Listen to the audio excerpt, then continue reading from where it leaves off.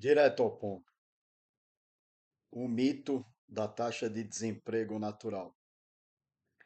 O que os economistas aí padrão, que estudam nesses cursos de economia raso, três equações, eles tiram três curvas e resolvem o problema do mundo.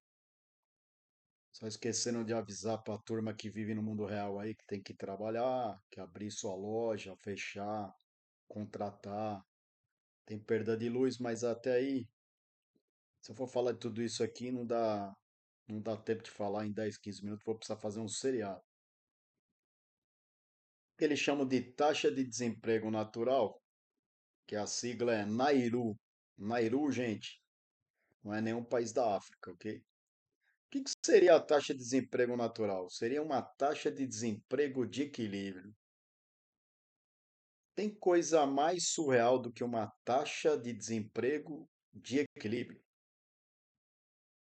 Que seria uma taxa de desemprego de equilíbrio? Equilibrar o quê?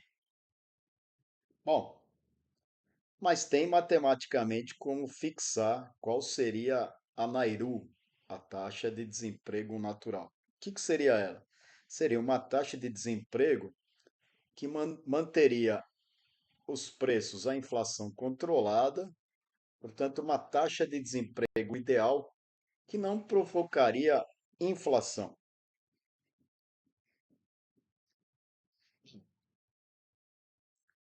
O último dado do IBGE diz que a taxa de desemprego subiu para 7,9%. E já tem alguns alarmistas economistas de banco dizendo que estamos em pleno emprego, taxa de pleno emprego. A taxa de pleno emprego, definida pelo John Maynard Keynes, é quando a economia está usando plena capacidade. Taxa plena de emprego não quer dizer que está todo mundo trabalhando.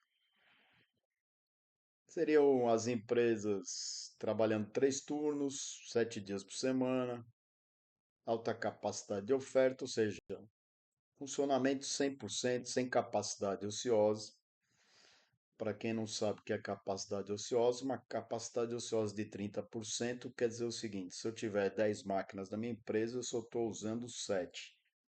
Portanto, eu tenho capacidade de aumentar a produção. Uma taxa de pleno emprego eu estaria usando as 10 em quase todos os setores da economia. Então, não confunda que é todo mundo trabalhando, todo mundo empregado.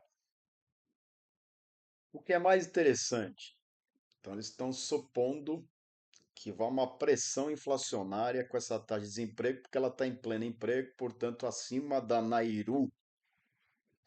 Nairu é bom porque dá para fazer rima fácil com um monte de coisa, né?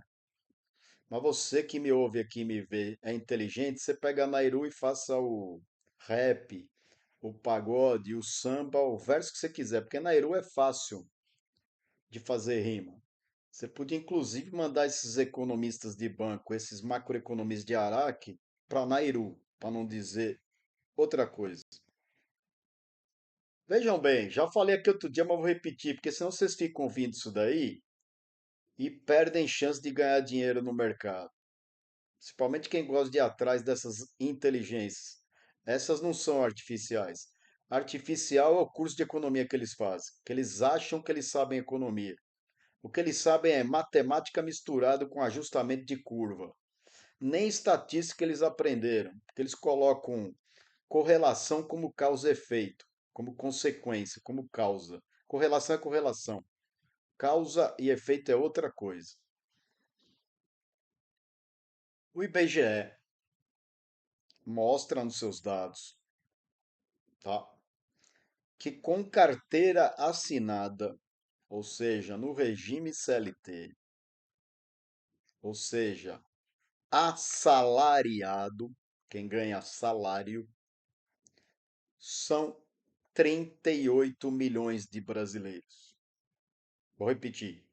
Como é que eu posso calcular uma taxa de desemprego natural, sendo que meu universo de assalariados são apenas 38 milhões de brasileiros em cima da taxa de pessoas que têm algum tipo de trabalho ou serviço. É ficção. Sanairu já era ficção quando a maioria das pessoas era assalariada. Então você vai perder seu tempo com um número desse para justificar que a taxa de juros vai subir, porque isso vai criar pressão inflacionária? Isso que o IBGE diz que tem 100 milhões de pessoas trabalhando, mas apenas 38 com carteira assinada, portanto eu posso considerar essas 38 como assalariadas e essas de carteira assinada eu sei calcular a renda média deles. E nos 38 milhões de assalariados, nem todo mundo ganha o mesmo salário, nem todo mundo tem a mesma capacidade de consumo. Como é que isso vai pressionar uma inflação de demanda? Matematicamente me custa a entender. Como é que eu consigo definir um número, sei lá, ideal de 9% de Nairu, sendo que só 38 milhões de brasileiros são assalariados com carteira assinada? Você já parou para pensar nisso? Eles vão ficar alardeando agora isso aí direto. Você que investe em ações, você vai entrar nessa bobagem aí? Há mais de um mês aqui eu estou falando. A bolsa é para cima no médio prazo. Além dos relatórios aqui, os estrangeiros entraram com quase 1 bilhão no dia 29. Até agora só estavam falando que estava saindo. Além dos relatórios hoje de manhã, aumentou a quantidade de contratos de índice futuro que eles estão comprados. Eu canso de falar aqui que eles estão comendo pela beirada, comprando devagar. Então eu estou fazendo esse vídeo, que é chato para danar, principalmente para quem não fez economia. Nairu, como eles inventam a taxa de juros natural. São formulações matemáticas que não passam de um rigor mínimo de regra de três se você parar para pensar. Então, por exemplo, né, o que está acontecendo agora? O desastre de chuva no Rio Grande do Sul. Está valendo agora que os produtores de arroz já estão preocupados de perder a produção de arroz. Se eles perderem a produção de arroz, é óbvio que o preço do arroz vai subir, porque o Rio Grande do Sul é um dos maiores produtores de arroz aqui dentro do mercado interno brasileiro. É o que a gente chama de choque de oferta. Daqui a um mês, esses economistas de banco, lá na Focus, vai dizer que vai ter pressão sobre a inflação por causa da Nairu e não por causa do arroz. Agora pode ser que tenha do Ninha, que acabou o El Ninho. E eles vão dizer que é da Nairu. Então, de 100 milhões trabalhando, bicos, o IBGE considera bicos e tal, eu consigo ter uma previsão, mas eu não tenho ideia do poder de consumo nem a renda média. Você conversa com gente de alguns setores e fala que há mais de 30 dias o setor está mais ou menos parado. O pessoal que trabalha na área de serviços normalmente ganha muito mal.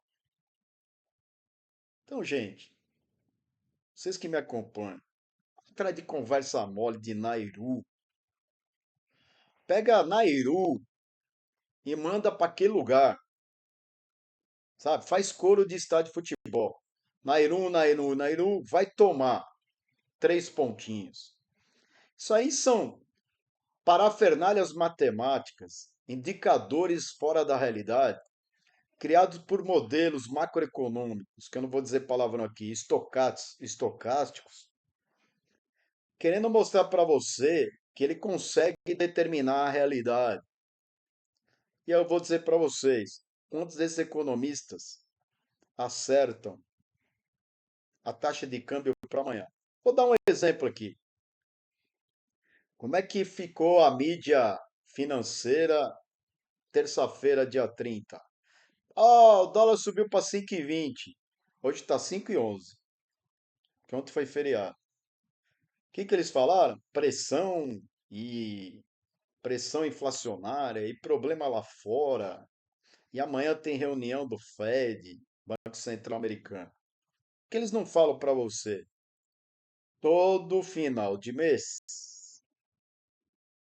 vencem os contratos futuros na Bolsa de Futuros. Então, dia 30 era dia de vencimento do dólar futuro. Todo dia 30 vence os contratos derivativos, menos os de índice futuro, que são a cada 2 meses pares.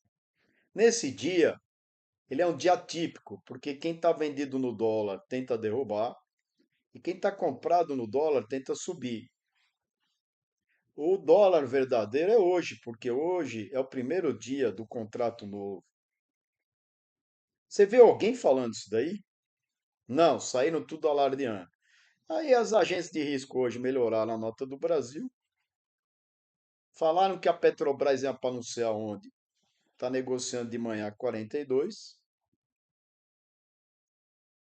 Então, esclarecendo novamente para vocês. Toda vez que você lê Anairu, continue com a sua estratégia na bolsa. Que isso é muito bom para fazer livro de macro, é muito bom para dar entrevista, mas não serve para absolutamente nada. Você estava lá no século XIX, começo do século XX, que estava todo mundo trabalhando, até que dava para calcular a Nairu. Aí você junta com aqueles outra bobagem, o hiato do produto, que é uma outra invenção dos economistas. O PIB potencial é quanto o país poderia ser potencial de produto. Aí você pega quanto está produzindo, faz uma subtração, temos um hiato. Ninguém se perguntou como é que mede esse PIB potencial. Uma variável matemática. Fiquemos no real, não a moeda, no mundo do dia a dia. Continue com a sua estratégia. Os papéis continuam baratos. Para mim, no médio prazo, ainda vai subir. Para aqueles que ficam bravos comigo, quando eu dou minha opinião aqui a respeito de ativos, eu dou minha opinião à base da minha experiência, não como professor de economia, nem como economista. Eu dou meus anos que eu fiquei dentro de uma bolsa de valores tomando porrada, e ali eu aprendi quase tudo na minha vida vendo o mundo real. Quando eu falei aqui há um tempo atrás que eu achava que o Bitcoin não iria para 100 mil dólares, eu não estou torcendo para ninguém perder dinheiro, porque aqui eu faço meu canal para que se esclareçam as coisas, que vocês tomem decisão, saibam o que estão fazendo e ganhem dinheiro. Veio para 57 mil dólares. E eu cansei de falar, se não passasse tal ponto, tal ponto, tal ponto, era capaz de cair. Houve fugas. Né? Então, eu diria, eu não torço para ninguém perder dinheiro. E eu não sei mais do que ninguém. Não sei mesmo. A arrogância de quem ficou bravo comigo, falou ainda vai. Eu espero que vá. Se você está comprado, espero que vá. Eu não faço por arrogância. Eu erro também. Mas agora eu vou dizer para vocês, nessa faixa aí do Bitcoin para quem gosta, eu não gosto, tá? Eu não compro criptoativo. Isso não quer dizer que você não tenha que comprar. Eu não acredito. Eu não gosto de coisa que não vale nada. Eu não consigo achar função para esses criptos, a não ser especulação. Eu diria que agora é para ficar de olho.